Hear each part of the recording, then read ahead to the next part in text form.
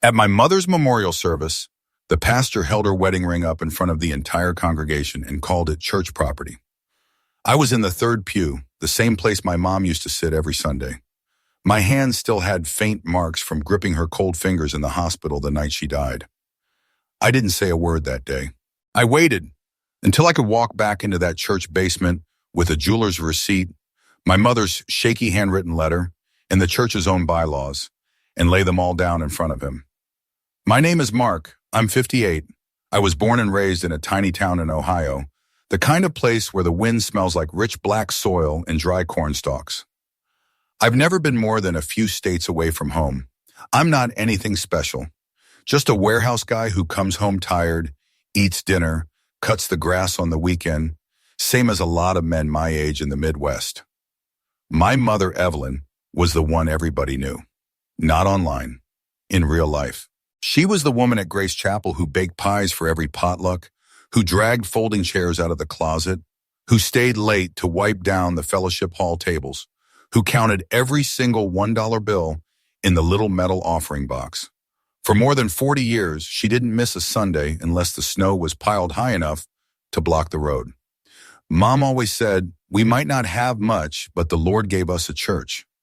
I always thought the Lord gave me a mother before he gave me any building. Her wedding ring was one of the very few shiny things she ever owned. My dad had bought it with overtime pay at the factory, a thin gold band with a tiny stone. When I was a kid, there was a winter so bad we pawned that ring to pay the heating bill. A few years later, Dad bought it back from the little jewelry store on Main Street, Harris Jewelers. Ever since then, every time I saw that ring on Mom's hand, I thought about how hard my parents had fought to keep our family warm and together. Dad died of a stroke when I was 32. Mom put the ring back on that day and never took it off again. She said it kept her hand warm on cold mornings in church. A couple of years ago, she started slowing down. Then came the diagnosis, leukemia, late stage. The doctor said the words like he'd said them 100 times before. Mom just nodded and asked, "Will I have enough strength to bake for Easter?" I sat there like stone. Those last months were hospital walls and disinfectant and the sound of shoes squeaking down hallways.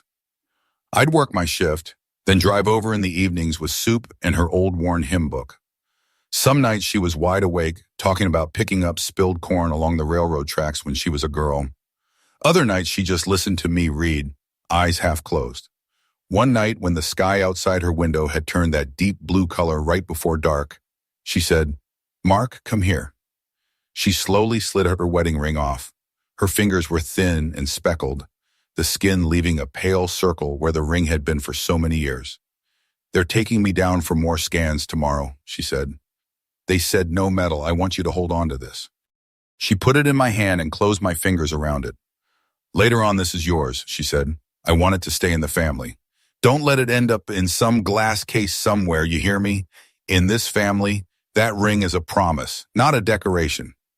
I swallowed hard. My throat hurt. I couldn't get any words out.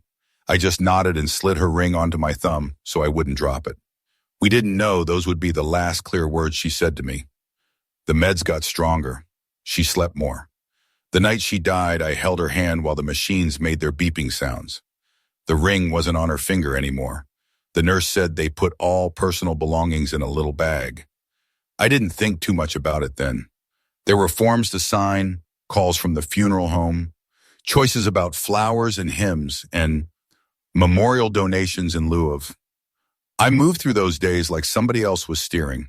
We held Mom's memorial at Grace Chapel, the place she'd poured her life into. I sat in the third pew, where she always sat. People stood up and told stories about her, how she dropped off casseroles when they were sick, how she babysat for free when they had job interviews, how she always slipped a couple extra dollars into the building fund. I listened. I cried a little, but mostly I just felt proud and a little ashamed that I hadn't known half of those stories until she was gone. Then Pastor Daniel stepped up to the pulpit. He's in his 40s, slick hair, good suits. He came to Grace Chapel about 7 years back, long after Mom had already put in decades. He knows how to talk. He loves words like mission, vision, sacrifice. He loves cameras too. The church's Facebook page is full of his face.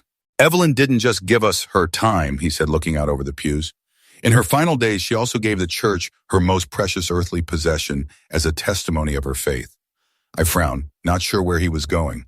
He reached down to the little wooden stand beside him and opened a velvet box. The lights caught the gold and the tiny stone just right. Mom's ring. This is Evelyn's wedding ring, and he said, his voice soft and full.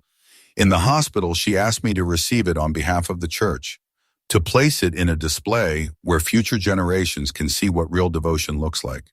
From this day forward, this ring belongs to Grace Chapel. My chest clenched like somebody had grabbed it from the inside. I stared at that ring, the same one Dad had pawned and bought back, the same one Mom had slipped off and put in my hand in that hospital room, telling me not to let it end up in a glass case. Now here it was, being declared church property and destined for a glass case in front of the whole town. I didn't jump up or shout. I dug my fingernails into my palms hard enough to leave marks. I sat through the rest of the service, hearing words, but not really hearing them. Afterward, people hugged me and said the things you say at funerals. She's in a better place. She's with your daddy now. She loved you so much. I nodded and thanked them. Pastor Daniel came over and hugged me too, with that practiced pastoral hug. Mark, your mother did a beautiful thing, he said, patting my shoulder. You should be proud. Why didn't she tell me? I asked. It came out rougher than I meant. He tilted his head and gave me this sweet and understanding smile. Some things are between a soul and the Lord, he said. She told me she didn't want to burden you. She knew you'd want to hold on to it, and she wanted to be free to give it completely. Can I see the ring up close? I asked. Just to say goodbye. His smile tightened a little. It's already been placed in the church safe, he said. We'll be preparing a memorial display for our lobby. You'll be able to see it there, along with everyone else. Don't make it harder than it has to be, Mark. This was her offering. I walked out into this gravel parking lot feeling like I just walked out of a play where everyone else had been handed a script, but me. The wind was cold, honestly. The cornfields in the distance were brown and stiff. In the days that followed, between sorting Mom's clothes and canceling her utilities, I couldn't stop thinking about that ring. Maybe she had changed her mind and decided to give it to the church. Maybe she really did say those words to Daniel, but then I'd remember her in that hospital bed, fingers trembling as she twisted the ring off and said, "Don't let it end up in a glass case." One afternoon, I went back to Mom's house to start packing things up for real. In her tiny bedroom, the late light came in across her old dresser. Her jewelry box was sitting there, lid open. Inside were just a couple cheap pairs of earrings and a broken hair clip. There was a faint pale circle in the tray where her ring used to lie. In the second drawer, under some folded handkerchiefs, I found a small metal key with a piece of tape wrapped around it. Box 217, First County Bank. Next to it was a thin envelope with "For Mark" written on the front in her shaky cursive. I sat on her bed and opened it. "Dear Mark," it began, "if you're reading this, I'm probably already with your daddy." She went on, "I need to clear a few things up so no one can make you doubt yourself. I thought for a while about giving my ring to the church. It sounded holy in my head, but the closer I got to leaving, the more I realized the church is people, and my first people are you. That ring is the promise between me and your daddy. That promise belongs in this family. Later, it's yours. Don't let anyone, not even church folks, tell you you're selfish for keeping it." At the bottom, she mentioned the key, a safety deposit box at the bank. "There are some papers in there," she wrote. "If anyone argues about the ring, remember, the Lord doesn't need our jewelry. He wants us to walk straight." The next morning, I walked into First County Bank. The vault level smelled like concrete and old paper. A clerk took me down and slid box 217 out for me, then politely turned away. There was no ring inside. I didn't expect there to be. But there were papers, an old life insurance policy, some tiny stock certificates, a photocopy of an older will, and a yellowed receipt from Harris Jewelers, dated 2 years back. It had Mom's name as the customer. Under the description, it said, "Resize, polish, and engrave inside. To Mark, keep it in the family." I stared at that line, "keep it in the family," until my eyes burned. That night, I pushed open the door at Harris Jewelers. The bell over the door chimed the same way it had when I was a kid, pressing my face to the glass, staring at rings we could never afford. Mr. Harris was older, smaller, hair gone completely white, glasses thick as bottle bottoms. When I said my mom's name, his face softened. "Oh, Evelyn," he said. "She was one of my faithful customers. Last time she came in, must have been a couple years ago, brought her wedding ring." I showed him the receipt. He nodded. "Gold band, little stone," he said. "She wanted it cleaned up, and she asked me to engrave her son's name inside, with a reminder to keep it in the family." I told her, not many mothers think that far ahead. He pulled out his records and printed me a new copy of the receipt, with his signature at the bottom. That night, I sat at my own kitchen table with everything spread out. Mom's letter, the jeweler's receipt, the photocopied will. The kitchen light was yellow and a little dim, just like the lights in the church had been when Daniel held that ring up. I knew then I couldn't just let it go. The first person I took all this to was Ruth. Ruth is the little white-haired lady you always see in church photos, the one at the piano, then at the offering table. She'd been Grace Chapel's treasurer for nearly 40 years before her hands got too shaky to count change. But her memory is sharp. We met at a small coffee shop across from the farmer's market. I slid Mom's letter and the receipt over to her and told her what had happened at the memorial. "I don't want to drag Mom's name through the mud," I said. Something's wrong. She told me to keep the ring in the family. Now it's locked in a church safe and called property." Ruth pushed her glasses up and read slowly. Her mouth tightened.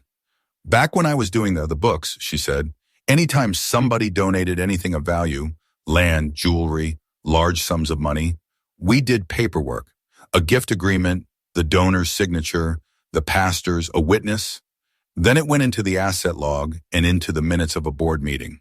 "What about this ring?" I asked. "Have you ever seen so much as a sticky note about it?" She shook her head. "No, I've heard Pastor Daniel talk about Evelyn's generosity in some meetings, but I've never seen a single document. Mark, if you've got all this," she tapped Mom's letter and the receipt, "you have every right to ask the board to look at it." "Should I talk to Daniel first?" I asked. Part of me still wanted to keep it quiet, to keep it in the family, even if that family was the church. "You can try," she said, "but don't go in empty-handed. And remember, you're not fighting God. You're just asking people who say his name to act like they mean it." Pastor Daniel's office is in a brick building behind the sanctuary. On the walls are big glossy photos of him hugging people in the baptismal tank, laughing with kids at Easter, accepting some kind of ministerial award. On the desk, a small wooden cross, a leather Bible, a shiny laptop. He poured coffee and told me he'd been praying for me. He said I looked tired. Then he asked what he could do for me. "I want to talk about Mom's ring," I said, laying the papers out. His eyes flicked down and back up, fast. "I told you at the memorial," he said, folding his hands. "She gave it to the church. She didn't want to trouble you with it." "I have a letter from her," I said, sliding the copy across. "She wrote that the ring belongs in the family, specifically to me. Here's a receipt showing she had it engraved with my name in those words. And this is an older will where she mentions passing the ring down." He glanced over the top page and pushed it lightly back. "Mark," he said, lowering his voice like we were sharing a secret, "old wills don't matter if there's a new one. And letters are emotional. In those last days, the Spirit can move someone to do something more sacrificial. That's what I believe happened. Do you really want to second-guess your mother's spiritual decision?" "I want to honor what she actually said and did," I answered. "Ruth says the church has rules about recorded donations. Why isn't there any paperwork?" He smiled, but it didn't reach his eyes. "Ruth is a good woman, but she's been retired a while," he said. "We've updated some procedures. We're more flexible in special cases. Evelyn was very weak. She didn't want to bother with forms. She just wanted to give her most precious possession to the Lord." He leaned forward. "Think of it this way. Are you willing to lay this at his feet too, or are you going to cling to it?" "I have enough faith to believe my mother meant what she told me in that hospital room," I said slowly. "If she truly wanted it there, she could have said so. And even if she had, why no board approval? Why no paper trail? Then he dropped the soft tone. "You're in a dangerous place, Mark," he said quietly. "Grief can twist into greed. People in this church loved your mother. Do you want them to remember her as a generous saint or as a woman whose son came back for every little thing?" I felt my face get hot. It was like he'd reached in and touched the very fear I'd been carrying, that I'd look like a vulture picking over her estate. "I don't want to make a circus," I said. "I want you as the pastor to do what's right. I'm going to ask the board to look into it. I hope you'll cooperate." He held my gaze for a long second, then shrugged. "That's your right, Owen," he said. "But there are consequences in relationships when people choose mistrust. I hope you've thought that through." I walked out of his office feeling like I'd just been politely threatened. That night, I sat down with the Grace Chapel bylaws Ruth had helped me get. Buried in the finance section was a paragraph that said, "All donations of significant value, whether monetary or tangible, must be documented in writing, signed by the donor, the pastor, and at least one witness, and approved in the minutes of the church board." Nothing in there about secret, verbal, deathbed gifts. On Ruth's advice, I made an appointment with a local attorney, Mr. Miller, the same man who'd handled Dad's estate years ago. "From a legal standpoint," he said after looking at everything, "this ring is personal property. You've got an old will, a letter, a receipt. Unless there's a documented transfer to the church, it's part of your mom's estate, not church assets. You could sue." "I don't want to drag the church into court," I said. "I want to give them a chance to do the right thing first." "Then you need a formal meeting," and he said. "Don't let this stay he said, between you and the pastor. Put it in front of their governing body with your documents and witnesses." Ruth and a former board member, Sam, signed a request to add clarification of ownership of Evelyn Hale's wedding ring to the next board meeting agenda. The letter stressed this wasn't about attacking the pastor, but about following the rules. Word got around faster than any of us expected. Small towns are like that. A couple people called me, their voices low. "What's this about Evelyn's ring?" Some said, "Please don't let the devil use money to divide us." Others just said, "We're praying for peace." The board meeting was in the church basement, the coffee room, with old photos of previous pastors on the walls and a battered upright piano in the corner. On the table, a big stainless steel coffee urn, store-brand cookies, stacks of paper. The board sat in a semicircle, Pastor Daniel in the middle. I sat facing them with Ruth on one side and Sam on the other. A handful of church members sat quietly in the folding chairs behind us. Daniel opened with a prayer. Then he went through a couple regular agenda items before we got to the one with my mother's name on it. "I think it's best we clear this up tonight," he said. "Evelyn was a wonderful woman, and I don't want anything to stain her memory." He told his version, that in her final days, Mom called him to her bedside and asked him to receive her ring for the church, that she'd said she didn't want me burdened with it. He talked about her sacrifice and legacy and letting go of earthly things. Then he said, "I believe Mark, in his grief, has misunderstood. I don't blame him, but I want the board to know I only honored what she asked for." People nodded, some glanced at me with pity. I stood up, my heart pounding a little. I'm not a public speaker, but I thought about Mom standing in the church kitchen up to her elbows in dishwater, humming hymns. I thought about her hand closing mine around that ring. "I'm not denying Mom might have talked to Pastor about giving the ring," I said. "She loved this place, but I have some things I need you to see." I laid out the papers on the table. "This is a photocopy of her older will," I said, pointing. "It mentions the ring being passed down to me. This is a receipt from Harris Jewelers.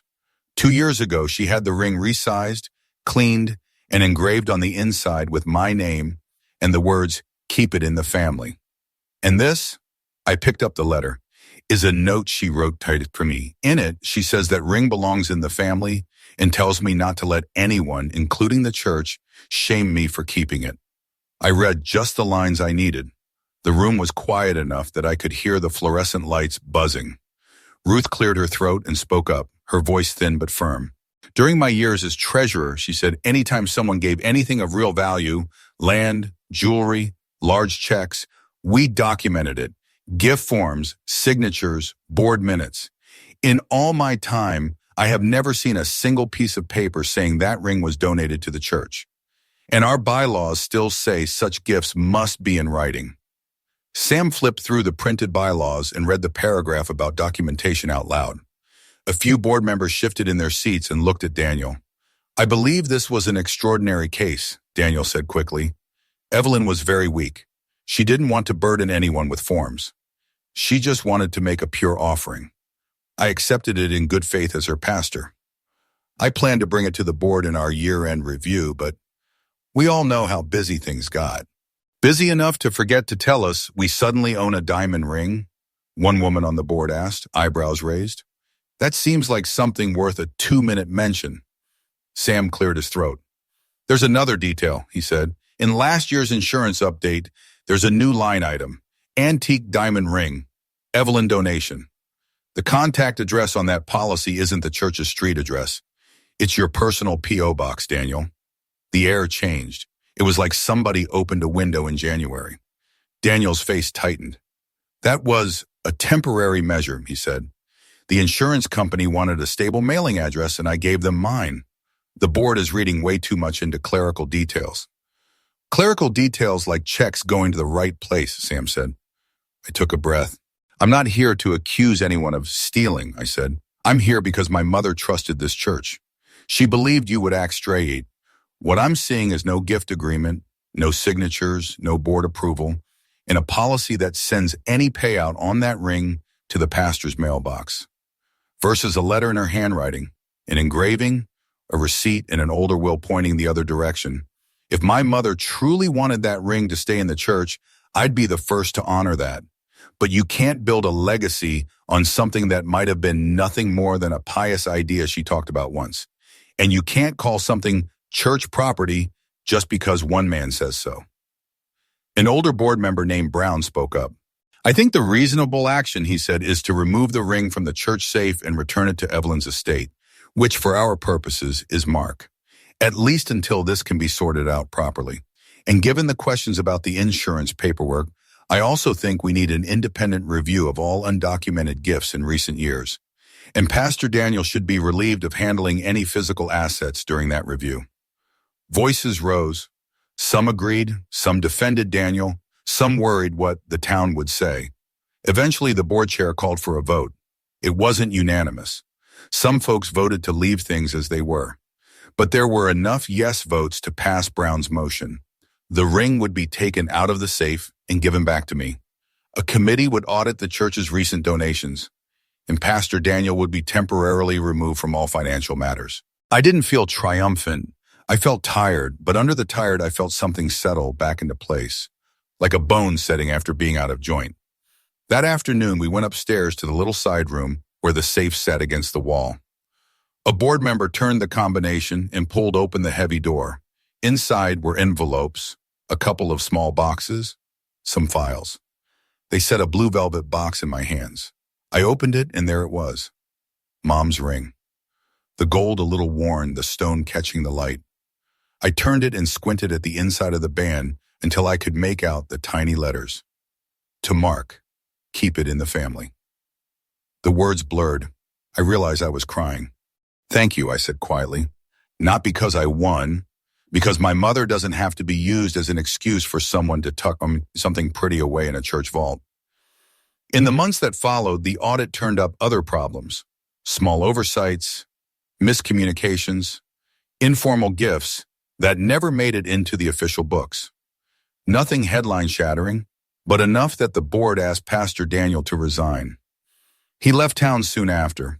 I heard he took another position somewhere else. I didn't go back to Grace Chapel much after that.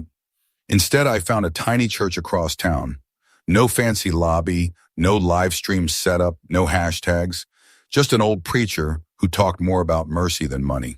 Mom's ring sits in a small wooden box on my bookshelf now. Every so often on a quiet afternoon, I take it out, turn it in my fingers, and read that engraving.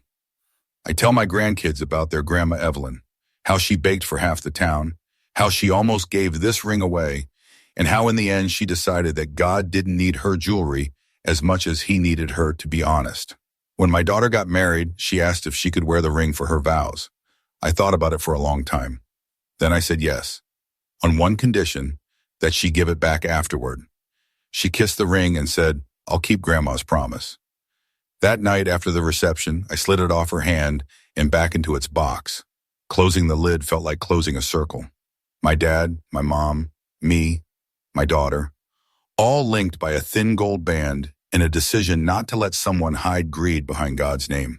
Sometimes I sit on my porch, looking out over the cornfields, and I wonder, did I go too far? Was I wrong to help push a pastor out of his job over a single wedding ring? But then I remember Mom's letter. I remember the way her voice sounded when she told me not to let it end up in a glass case. I remember that engraving. And every time I come back to the same quiet answer. If I hadn't stood up, she would have been the one most disappointed in me.